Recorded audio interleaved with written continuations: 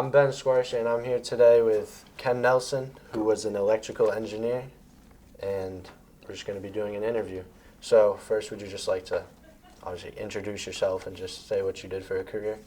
My name is Ken Nelson, and I was an electrical engineer back a long time ago.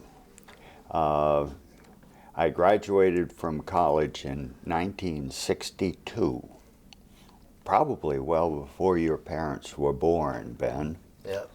And I had what I thought was a very exciting career in electrical engineering.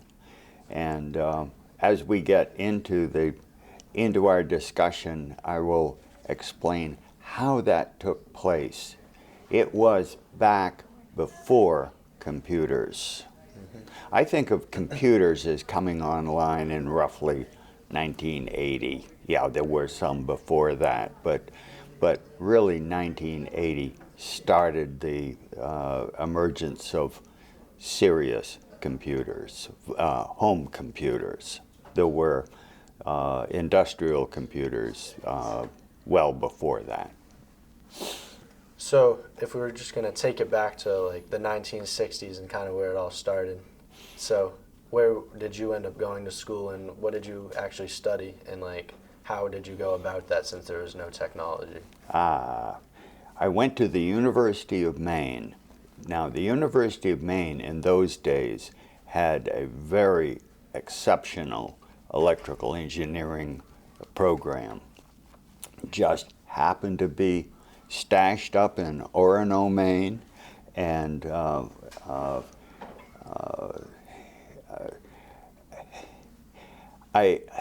I had previously had enough experience with electronics, so it just propelled me forward.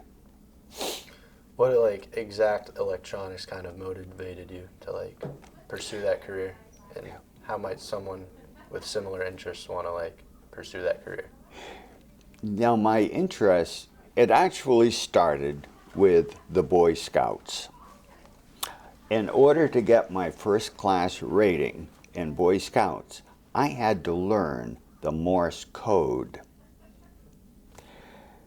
As I learned it, I realized, gee, I'd seen that in a book that I had inherited from my grandfather, who was an amateur radio operator back in the 1920s. And I pulled out that book on amateur radio. We call it ham radio. And found some interesting articles in there. I was basically 12, 13 years old, something like that. And I got very interested in amateur radio, which involved either purchasing or building transmitters and receivers, and by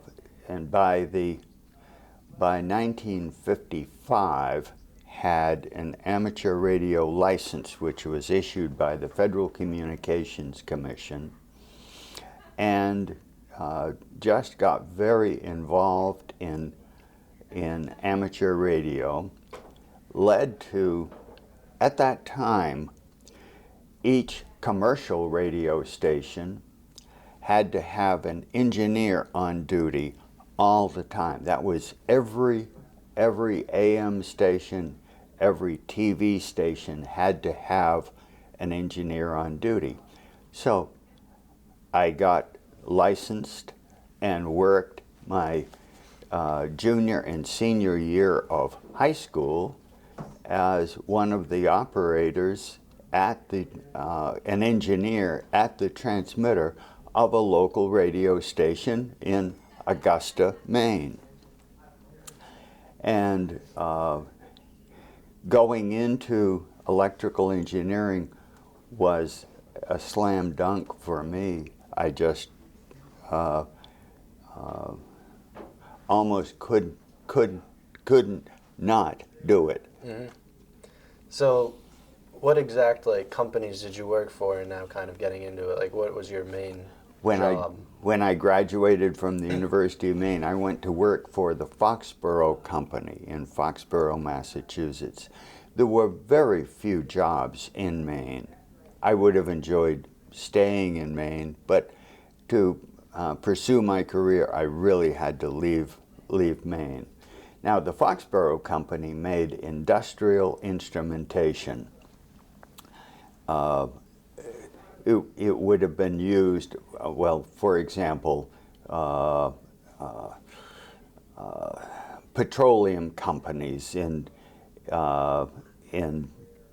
Texas and so forth would have used their equipment.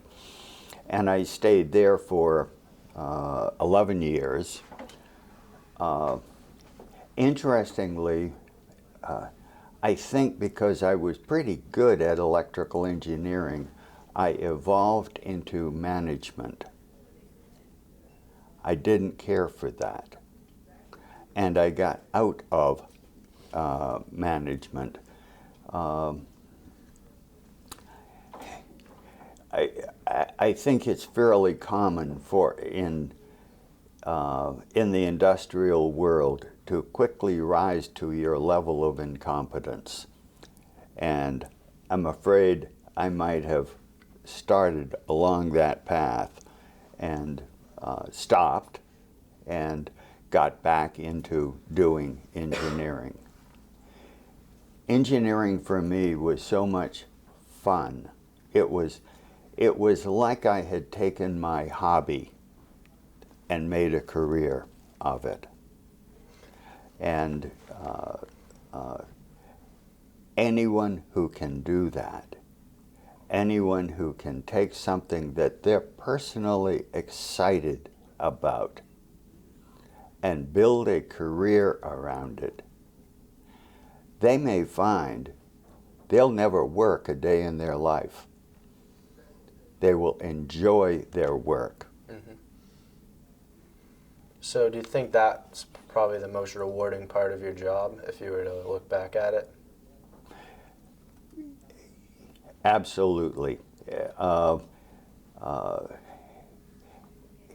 As my career progressed and so forth, I ended up working for two other companies, each for roughly 10 years. The second company was a company that manufactured scientific instruments for use in primarily pharmaceutical laboratories and so forth. And I had to learn a lot of chemistry. Chemistry was not one of my strengths in college. I was better at physics and mathematics and so forth. Chemistry, there were just so many exceptions to everything. I had trouble keeping those things straight. Mm-hmm. And then my third job was working for a company that manufactured robotics for automating some of the processes that a chemist goes through in a laboratory in doing an analysis of things. From the second company that made the measuring instruments, we learned that a lot of times things that went wrong in a laboratory were caused by people forgetting things or getting caught in the mundane operations and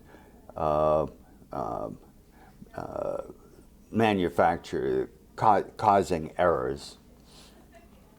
And to automate those things with robotics was exciting.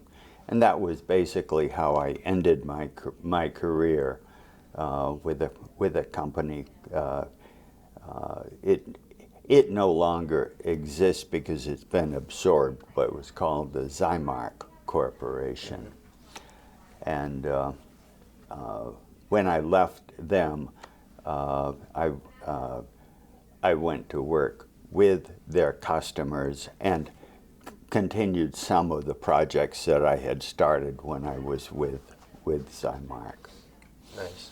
So now as we kind of wrap up here, if you were to look back, do you have any specific memory that might have been your favorite or most memorable, just for the people? I had exciting events that happened along the way. There were various inventions that I was credited for and so forth. But probably the most significant decision that I made in my career and probably helped me the most was the decision to not go the management route, to continue as an individual contributor, designing products, and eventually I ended up writing software at the end of my career. It was a very special language that had been developed by Zymark for directing the activity of robots, and that was a very specialized language, and that was how it ended up. So just being able to stick to your passion and just kind of develop everything like you wanted. Yeah. That's great. I think that's all we have for you today. If Okay. there's anything you'd like to add? No? No? Nothing. Thank you, Ben. Thank you very much.